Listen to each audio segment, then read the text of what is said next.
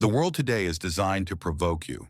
Every notification, every headline, and every social media comment is a hook designed to catch your attention and trigger an emotional response. Most people live their lives in a constant state of reaction. Someone cuts them off in traffic and they get angry. Someone insults them and they feel hurt. Their boss criticizes them and they spiral into anxiety. But what if you didn't have to react? What if you could stand in the middle of a storm and remain completely untouched? This is not a dream. It is the core teaching of Stoicism. Marcus Aurelius, the Roman emperor, faced plagues, wars, and betrayal. Yet he wrote, "The best revenge is to be unlike him who performed the injury." Real power is not about controlling others. It is about having such absolute control over your own mind that no outside force can disturb your inner peace. To master your reactions, you must first understand why they happen. Our brains are equipped with an ancient alarm system called the amygdala. Thousands of years ago, this system saved our lives from predators. Today, however, it cannot distinguish between a tiger and a rude email. When you react instantly, your logical brain, the prefrontal cortex, shuts down.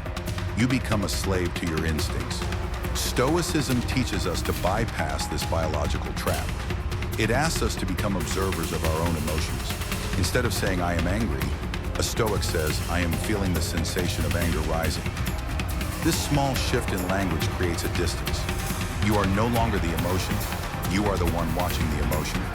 When you observe, you gain the power to choose your response instead of letting your biology choose it for you. Epictetus, a man who was born into slavery, taught that true freedom has nothing to do with physical chains.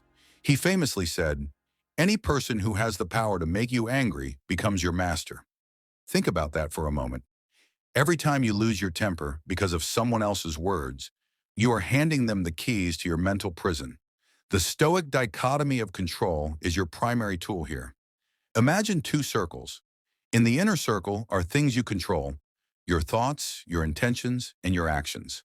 In the outer circle are things you don't control: the weather, the economy, and the opinions of others. When you stop reacting to the outer circle, you become unshakable. You realize that someone's insult is just air vibrating. It only has power if you choose to give it meaning. How do we practice this in real life? The most powerful technique is the 10-second silence. When you feel a trigger, stop. Do not speak. Do not move. In those 10 seconds, ask yourself 3 questions. First, is this in my control? Second, what would a wise person do right now? And third, will this matter in 5 years? Almost always, the answer to the last question is no. We waste so much energy on temporary problems that we forget to live our permanent values. Perspective is the enemy of overreaction. When you view your life from the perspective of the universe, or even just from the perspective of your future self, most of the things that upset you today become insignificant specks of dust. Silence is the gatekeeper of your dignity. Choosing not to react is not the same as being a doormat.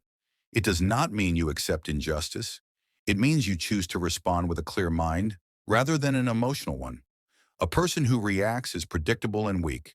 A person who remains calm is dangerous to their enemies and a rock for their friends. As you move through your day, remember that every situation is a training ground. Every rude person is a teacher. Every delay is an opportunity to practice patience. Your mind is your kingdom, and you are its only king. Do not let anyone enter and create chaos without your permission. Be the calm in the storm. Be the silence in the noise. Stay focused. Stay disciplined. And most importantly, stay stoic.